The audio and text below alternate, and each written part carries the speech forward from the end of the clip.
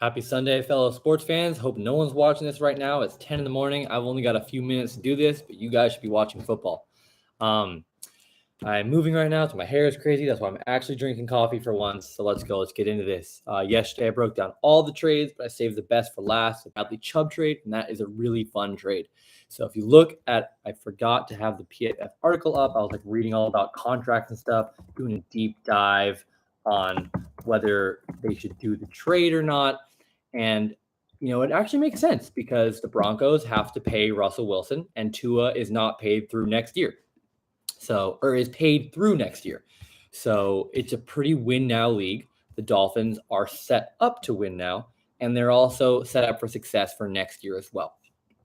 So Dolphins made a bunch of moves. They did the Jeff Wilson trade, and then they also got the biggest trade of them all, which is Chubb. So the full trade is Chubb and a fifth to the Dolphins for Chase Edmonds, a 2023 first, and a 2024 fourth. Sorry, it's a 2025 fifth that the Broncos gave up. So Bradley Chubb, fifth overall pick, obviously has a super, super high ceiling. We all know that. But if you look into the numbers of what he's done, he's been injured a lot. That's pretty much the main thing he's known for. So 500 pass rush snaps since 2018. He has a 77.8 pass rush grade, which is really good. Don't get me wrong. Super good. At 60s average, that's good. But someone like Chubb's caliber, what he's capable of, you would expect him to be more in the 83, 80, 45 range. And his 15.2 pass rush win rate ranks 35th. So if you're thinking of someone who's taken fifth overall pick and that much oozing potential, this is kind of sounding like a Jadeveon Clowney kind of guy to me. Absolutely has the tools, but just kind of hurt a lot. Hasn't performed the way we thought he would, but he's getting paid like he has produced. Jadeveon Clowney did not get a monster contract like that. He's a great run stopper, but that's not what the NFL wants nowadays. And he's getting paid like he's an elite player. He's getting paid almost as much as Max Crosby. He's getting $5 million a year more than Harold Landry, and Harold Landry was popping off the film looking great. So the contract he got was unfortunately too much. And he just graded above 70 as a run defender for the first time in his career this year, and he's missed 40 tackles over his career, which is the second most among edge defenders since 2018. So don't get me wrong, I actually like the move for the Dolphins. Let's see what PFF gave it. PFF gives it below average, and I don't think that's true. As I've made abundantly clear, it's about going all in or going towards the future. They gave up their first for Tyreek. Tua is looking good. The team is looking good. They've got momentum, and pass rush wins in the playoffs. And also look at their division. Josh Allen's in their division. So they're going to get past Josh Allen. They need pass rushers. They've got two great corners. Now they have a bunch of pass rushers. So it could work out for them. Totally could. My main qualm is the contract. It's a really big contract. 5 for 110 is $22 million a year. That's just huge money for a guy who's not that proven. Trading Chase Edmonds, I like that. It's a sunk cost. You thought he was your guy, but he was just someone you spent money on. You didn't invest any draft capital or trade for Chase Edmonds. You sign him as a free agent and help flip him in a first for Chubb. So obviously they wouldn't have done a first for Chubb. They had to give up a fourth and Chase as well. So it's a good use of Chase Edmonds, and you get Jeff Wilson to replace him. And I do like getting the 2025 fifth back. It's if you have to give us a 2024 fourth as well, it's come on, guys, give us something back. So, that makes sense there. I do like that. And then PFF gives the Broncos good. That is ridiculous. This is not a good trade. This is an A-plus trade for the Broncos. Their team is in the tank right now. They're not doing well. They gave up 3 firsts for Russell Wilson. Russell could figure it out and become that guy again. He's Russell Wilson. That being said, it's looking like he's not going to. If Russell isn't going to figure it out, you have to draft another quarterback. You have now an Aaron Rodgers, Brett Favre situation. Even if you still play Russell next year, that means you can draft someone like an Anthony Richardson from Florida.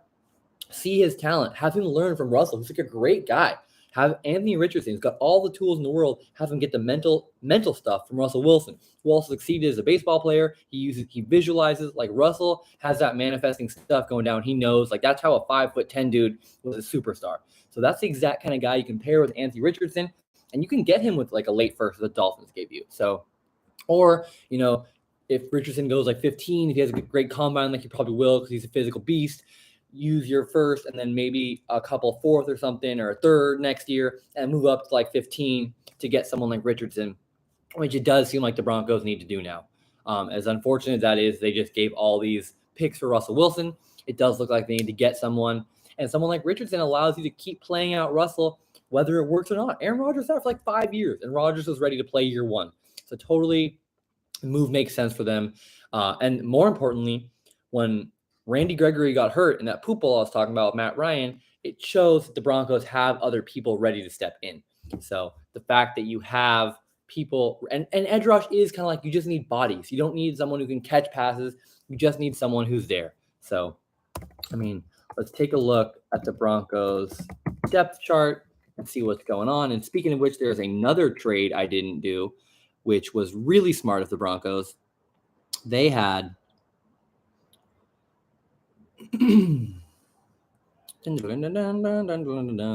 someone no one really knew about. Never heard of the guy before. Don't even remember his name now. I watched a little tape of him, and it's like, oof, yes, the Broncos know what they're doing. That's like a GM that's a franchise who's smart. Like, while the Russell Wilson trade didn't work out, I don't think anyone outside of Seattle would have seen that happening. So they traded a 2024 fourth, not even this year, next year fourth, and got back a 2024 fifth, along with edge Jacob Martin, who's been pushed back because they have Bryce Huff, who's done better, and then, of course, they got Jermaine Johnson, the rookie. And then Huff, what was that stat about Jacob Martin? What was that? At least one pressure every game, 65.6 run defense grade, and he struggled with missed tackles. That's the exact kind of thing you want. Like, that is what you want. And then you pair him with Randy Gregory, Brandon Browning, who I gushed about the other day. Like, that's the kind of move you want to make. That's really smart. They gave up almost nothing for a guy who knows what he's doing. Like, he's undersized. He's 6'2", 242. But those are the kind of guys who fly off the edge. So that's a good move for them. And that's basically, I think the Broncos know what they're doing there. You get edge rusher out. You don't overpay the underperforming Chubb. You've already paid Randy Gregory. You can't pay both of them. So you bring in Browning, you bring in Martin. It makes sense. You got the first round pick of the future. It's honestly a good trade for both teams. It's an A++ move for the Broncos. It's a B- move. The trade for the Dolphins, maybe a B+, but factoring in paying Chubb, it's a C+, B- for them, in my opinion. All right, now let's go into the Week 9 matchups. The Giants aren't playing this week, so you got no good games. You got Bills, Jets. Bills trying to go 7-1 for the first time since '93, and no one has gone for 300 yards against the Jets. That's going to happen this year. Sauce Gardner's been ridiculous. He hasn't allowed more than 3 receptions or 20 yards to nearest defender in 5 straight games. 32.1 completion percentage is the lowest in the last 5 weeks. That's going to end this week. He's going to have a lot of Stephon Diggs. He's going to have a lot of Gabe Davis. I'm not knocking him. I'm just saying he won't get as much safety help. He's got to do it on his own. And Stephon Diggs is an elite talent, and he's working with Josh Allen. It's not going to go well. It's not going to be like they're not going to get blown out or anything, but they're not going to win. Yeah, very interesting. There are some stats like they're the largest home underdog by any team with a winning record since 2007. So yes, the Jets have played well, but we all know that they don't have what it takes to beat Josh Allen. Packers, Lions are 1-6. Packers are 3-5. Rodgers hasn't thrown for 300 yards in over 12 straight games, and that's going to continue. Everyone's saying the Lions defense is so bad. They fired the defensive coordinator, so they could come out hot. So they fire defensive coordinator and they come out hot, Rodgers is going to struggle. If their defense is as bad as we think it is, then Rodgers is also going to destroy them. Sorry, not also going to struggle. He's also not going to get 300 yards because he's going to come out hot, and then he's going to have maybe 180 yards in the first half, but then they're going to do what they did last week, which is ride their beastly running backs. So it's very doubtful that Rodgers is going to top 300 yards in this game. I really don't think so. Dan Campbell's gritty. It's going to be a hard-fought division game because the Lions are pissed. They lost C.J. Hawkinson, which also means their offense will do less exciting things, meaning the Packers aren't going to have to put up a huge amount of points. So the Packers are going to win this one, but just not with the passing that everyone thinks. Another boring game, Colts versus Patriots. I do not have any faith in the Colts right now. Jacoby Myers is a top 5 fantasy receiver the past 5 weeks. Got to go with the Patriots this one. Ramondre Stevenson's been red hot. Patriots are going to roll. Dolphins, Bears. Dolphins just put in all this investment. They just added Chubb. It's going to be much easier for Chubb to fit in and rush than it is for Chase Claypool to work with a quarterback he hasn't really worked with. So that addition is more beneficial to the Dolphins. Plus, Dolphins are just a much better team. Dolphins are going to roll. Vikings Commanders, that's going to be a fun game. It's going to be gritty. Commanders are 4-4. People don't realize how good their defense is, and they're missing Chase Young. When Chase Young comes back, that's going to be a fearsome defense to watch. That being said, Chase Young is not playing. Vikings are going to win. I know Antonio Gibson, my boy, has been looking really good in the past couple weeks. He's been even getting some work as a receiver with Robinson in the backfield. They finally phased out that evil guy, J.D. McKissic. Great news for fantasy owners, but the Vikings are going to win, even though it's in Commander Town. Zadarius Smith has 8.5 sacks this year, which is tied for the NFL lead. Taylor Heinicke, he's not going to like that. Panthers Bengals, this is a tough one. Panthers are 2-6, but Deontay Foreman's been rolling. Jamar Chase is hurt. Bengals are only 4-4. It's going to be closer than people think, but the Bengals are going to pull it out. T. Higgins and Tyler Boyd are still too much. Joe Mixon's good. I know Brian Burns and that defense are fierce, but they only have like 12 sacks this year. So even though the Bengals line has been bad and the Panthers defense is better than people realize, I mean, numbers are numbers. They haven't gotten quite enough pressure. Also, the Bengals aren't going to sleep on them like other teams did. Like they just beat the Falcons and the Buccaneers. Bengals know what they're getting in for. And Burrow's furious after losing last week, so he's going to win. Like it's Burrow versus PJ Walker. Like I like PJ Walker, but Burrow's going to come out on top. Chargers Falcons. Chargers have horrible run defense, have allowed 5.7 yards per carry this year. CPAT's coming back. The Falcons are going to surprise. They're going to put up a fight, and they're going to lose. But I know the Chargers are one of those teams that always disappoints, but they're tired of that. They know they're a superior team than the Falcons. They are going to win. But I am excited CPAT's back. Raiders, Jaguars, Poop Bowl, some great running backs. Crazy stat. Josh Jacobs is 4th in the NFL in rushing yards. Not surprising. Maybe would have thought he was 2nd or 3rd after that crazy bender he was on. Etienne is 6th. Etienne is 571. Jacobs has 676. I own both these guys in fantasy. Been confident in Jacobs all year. Etienne, we were he was no one through 4 weeks. So for the fact that he's been that hot, he's the 6th most rushing yards in the league is crazy. It's definitely looking good. He's even crazier stat. Trevor Lawrence is an 8 QBR in the red zone. He has not developed into the guy people think, even though the team is doing like a little better than it was last year. The fact that Etienne has progressed this much and Kirk is doing well and they're still struggling. It's just the Raiders played awful. People were saying it was one of the worst games of the year last year versus Saints, but they're not. The Raiders are going to be upset. They're going to take the Jaguars down unless Carr's hurt. So Carr's back was really messed up. If Carr doesn't have the ability to play, the Raiders won't win, of course, like play at his level. But if he's anything close to David Carr, he's going to be really mad. He's going to rip that defense apart. Seahawks, Cardinals, game of the week. I know Seahawks are 5-3, Cardinals are 3-5, but Nuke is back. They're looking good. Tariq Woolen is a great corner, but I don't think he's ready for the physicality of DeAndre Hopkins. He's been rolling over everyone. I do think it's going to be a good game. I do think the Seahawks come out on top just because they've been firing on all cylinders. Cardinals have been struggling a little bit, but I think people think like the Seahawks, it's an easy win for them, and that's not the case at all. This is the game of the week, in my opinion. Let's see what ESPN predicts.